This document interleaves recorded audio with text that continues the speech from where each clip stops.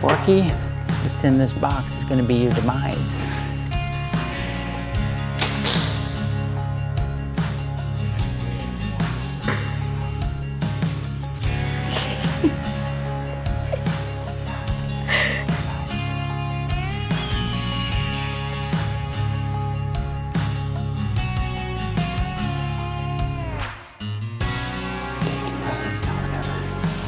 Got him. He's right here. Oh my gosh, dude.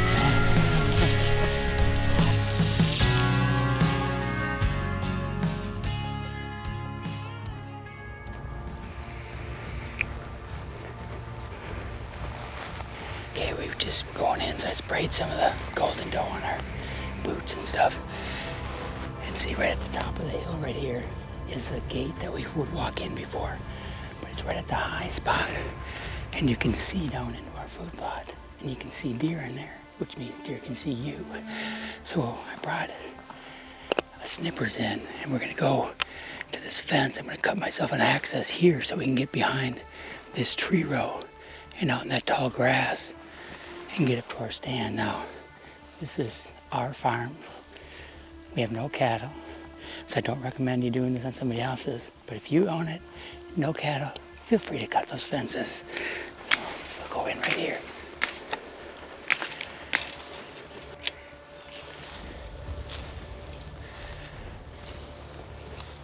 It's October 7th, and we finally got the weather we've been looking for.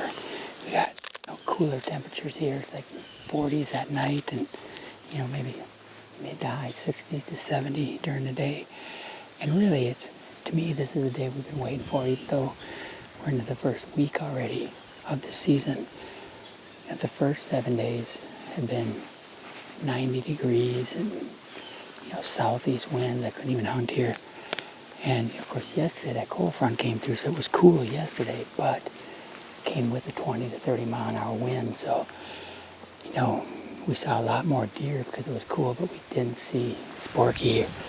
And, my buddy Nick, who's out, he didn't see his buck either. So today is like, to me, the first day of the season. Cold front, early season, still on some kind of a feeding pattern, still kind of doing the same things they did over the summer. And this is my third sit here, so hopefully third time's a charm. We got all the right weather. We still have northwest wind, which is perfect for here. A little bit of breeze to cover any noise. It's nice with the leaves going back and forth and stuff can cover up a little bit of movement and a little bit of noise of anything. And but I think today will be the day. And Tiffany's gonna get out tomorrow. Still been trying to get our house settled and unpacked and everything from Montana. And I have a good feeling that the next couple days, one of these bucks is going to go down. So it's just me and Nick tonight. So good luck, Nick. And hopefully our boys will come out tonight. We had a couple does in here when we walked in. But it's pretty early, so it shouldn't bother anything. Yeah, we bumped them out.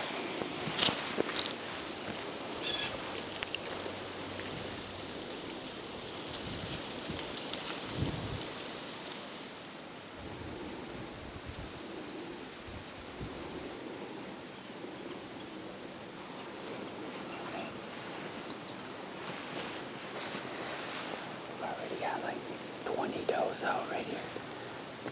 These are the exact days when the big ones come out. All your does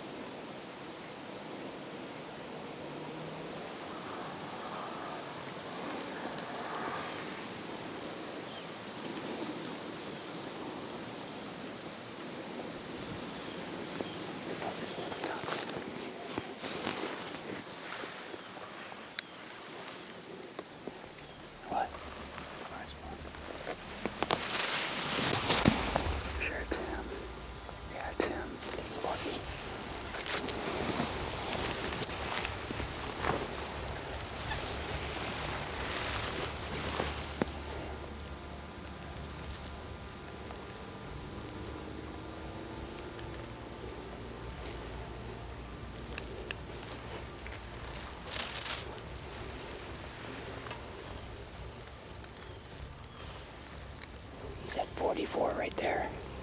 But when he walks in right in the middle. Shooting at 24. Shooting at 24.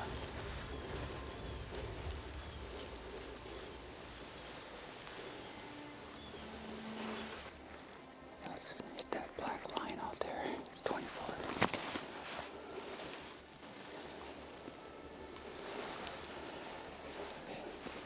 Okay, here we go.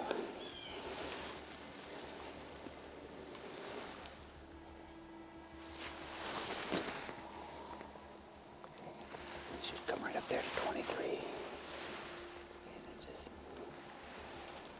shoot. Got a doe looking at us right here. Okay, I'm just gonna have to draw.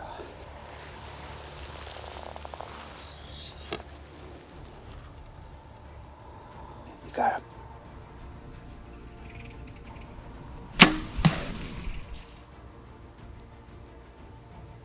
Yes. Oh man. See, I don't see my knockout there, but I know it went through him. Oh, there's the arrow. There. Yeah, I can see if I has gut on it. You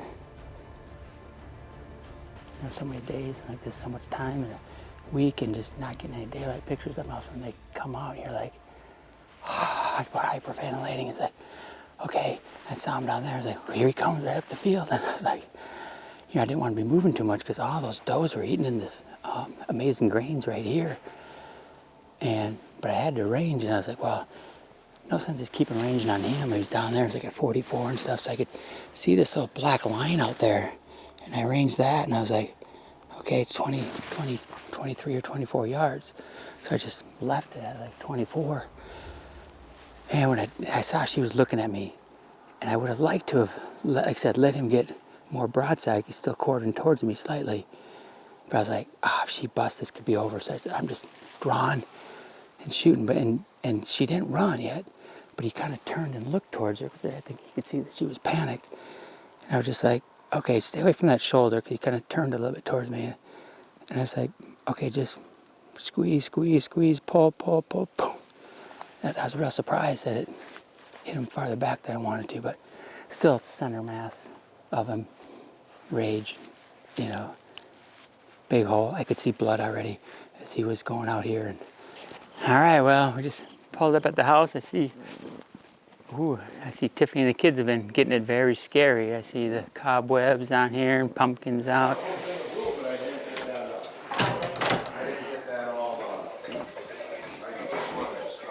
Hey, hey. Hey, Hi, dear. Congratulations. Thank you, dear. just want to see the footage. Congrats, buddy. Thank you. Nice. I'm excited for you. Yeah. He's done. If that line is yeah. on there, he's done. Nice, buddy. Now we can go muskie fishing. That's another. Thank you. That's another option, I guess. It was awesome. I mean, we were sitting there and like last night, you know, the other time I hunted there was maybe 6 or 8 deer came out and kind of late. You know, I mean, there was a couple in there when we got there, even the first time when it was really hot. But they kind of come and go, and then maybe 6 or 8 they would come in and go.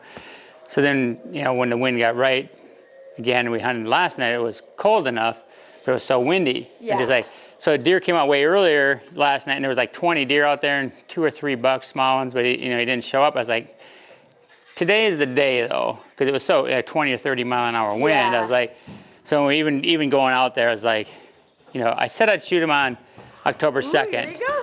But this is really like, today is my October 1st, because, you know, back in July when he predicted I'd shoot him on October 2nd, you know, who would think it's going to be 98 degrees the first few days? So it's like, this is like the first day of, you know, actually where I think we have a chance at this deer.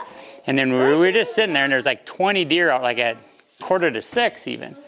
And I just turned around and I was just like, these are the days that he's going to show up, because there's already 20 deer out here, and it's not even, you know, an hour before sunset even.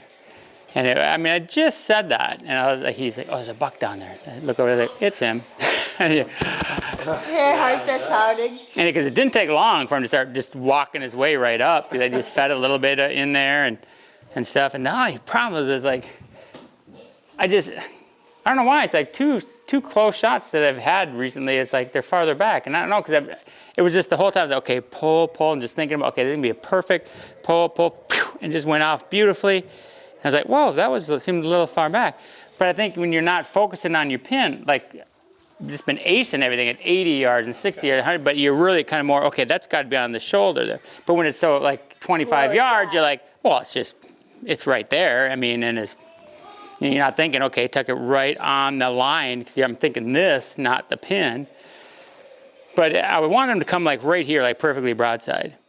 But so I was ranging him down there, and he was like at 44, but he was just walking kind of steady. He'd eat a little bit in the Amazing Grains, and then he kept walking. I was just like, this could, I mean, I don't want him to get by me, so I was just like, I picked something out, like it was right in front of me, like a little black line of dirt. I was like, okay, that's 24. So I just put it down.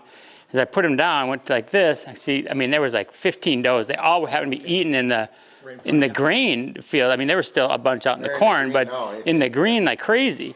And as I looked down like this, I noticed, I was like, oh, there's a doe. So I put it to 24, and he's still walking, you know, but then he stopped, and he was kind of like looking. I just noticed he looked like at her, and so I just drew, and you know, because I want him to be like right here, perfectly broadside, but he wasn't quite up there yet, even to that mark. So he's kind of quartering towards us still, but not terrible or anything. But I was just like, okay, I got to, Alex, I don't know what she was doing, but he obviously noticed that she was doing something, and that's why he stopped, and he kind of looked that way. And then maybe he just looked back, I don't know, but I was just like, pull, pull, pull, pull. And I was like, oh, that went back a little farther than I thought, you know. But so I don't know why. Zip through them, stick on the ground? No, it went through, and I thought it just went poop right to the ground, because you could see it out on the ground. But now when you look at the footage, it's sticking out like at an angle like this on his jump, and then it falls out. I mean, just on, because he kind of, whoa, he does a mule kick, and it fell out. Out the other side as he was walking? No, I mean, as soon as I shot, he did like a mule kick, but in the pictures, the guy took pictures of it, and it's kind of hard to see it. I just kind of want to see where it was. And I was like, yeah, because in my mind's eye, I was like, it seemed like it was made a little far back. And so we look at it, it's like, yep, it's what I thought, is a little far back. But you can see when he's jumping, he does his mule kick, you can see the arrow sticking out like that. But then when he gets down from the mule kick and runs off, the arrow's laying there. So I don't know if it was just like, but it seemed like the arrow was kind of pointing forward. So I don't know if it hit a rib and, you know, off like that or something like that.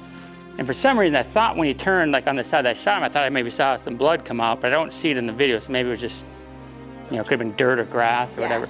But then when he turned and ran that way, I could see the hole was like back farther. And I was like, ooh, because he was quartering towards. She was like, yeah, it's definitely back, you know, what I thought. Yeah. The picture he sent us, when we put it on the thing, it's back along the liver for sure. Yeah, but I think it might, because he might have been quartering, so it might have come out of his gut. So I didn't even get down and get the arrow, because within 2 minutes, all the deer were filing back out again. So we just sat there, and then we just snuck out like we normally do. Yeah. All right, well, we've just been over here watching footage, watching Nick's footage. I mean, it was such an awesome night, which we knew it was going to be. You wish every day could be like this, you know, with beautiful footage and so many deer out and stuff. And, you know, just what we thought, you know, the shot's a little far back, so, you know, you could go out there, you know, thinking it's, you know, probably liver, and came out the guts or something like that. You might be 6 hours or 8 hours in the liver, but I'm not going to risk it at all. We're just going to wait till morning.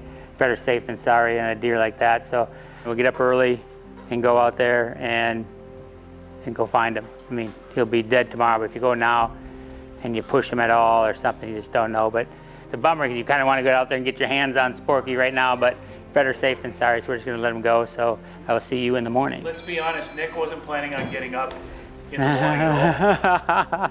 I mean, you're waiting afternoon. Yeah, musician bud is not, you know, like I'm like more like an 8, 9 kind of guy. Not 6:30, but this is worth it. All right, well, it's Sunday morning. I shot old Sporky last night, but it was a little far back, and so he's like, we better just back out. I didn't even go look at the arrow or anything. I could see it, you know, with my binoculars from there, and it looked like it was like brown blood on there instead of, you know, bright red. So I was like, it must have exited out, you know, in the stomach or in the gut somewhere. So we just snuck out of there, you know, leaving all the deer there and just leave him alone. So left him overnight. Just hopefully he'll just go 100 yards and be right there. So nervous night last night, but let's go find him. I know he'll be dead. It's just how much blood need to follow him and all that stuff, how long it's going to take. But let's go. Hopefully I'll have my hands on him here shortly.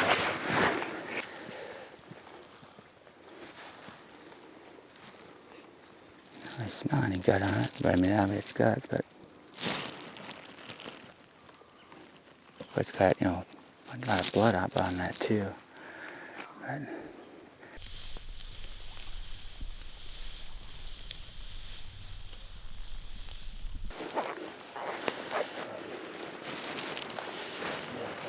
yeah, I mean, we stand there.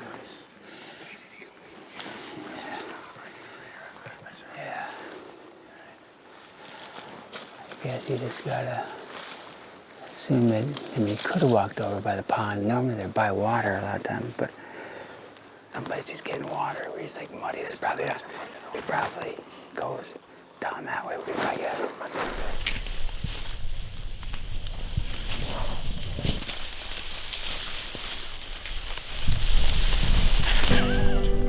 He's right here.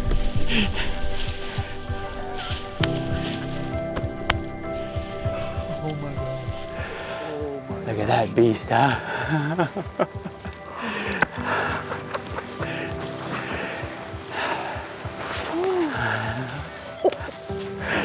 at that thing. Yeah, you guys, they said they found another bed over there, and it's like, where he comes out is right here. So I know he beds somewhere right around in here. It's like, it's gotta be over here someplace. I look around the corner, he's right there. Like, oh.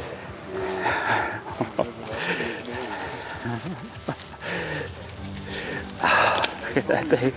Yeah. I know it.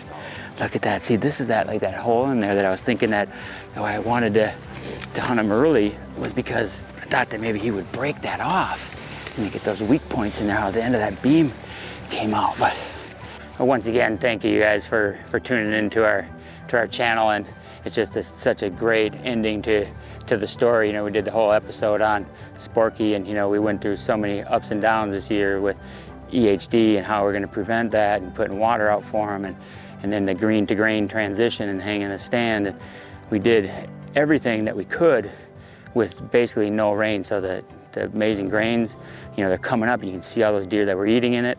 It still worked that way, but it was like right on the hairy edge, and I figured we'd shoot him on the second. But, you know, I thought we'd shoot him on the first day of the red moon. It turned out to be the last day of the red moon, so off a few, but the point is just the same. You know, you do all the work for over the summer to get a deer like this, and most of the time, or at least a lot of the time, it pays off in a big way. So we've got deer with, you know, more points, like the Big 10 with the side-by-sides. We've got Crown Royal, we've got Gomez, but there's still no other deer that I want to shoot more than Sporky. Mostly for me because of the challenge of all those years of, you know, just getting like one picture a year and just wondering what the heck this deer did. And then just to kind of figure that out this year, put a plan together and have it the first week before he breaks anything, or while he's still predictable, to get him on the ground. And that's what this whole game is about. The end result is phenomenal, but just the whole chess game is what I love.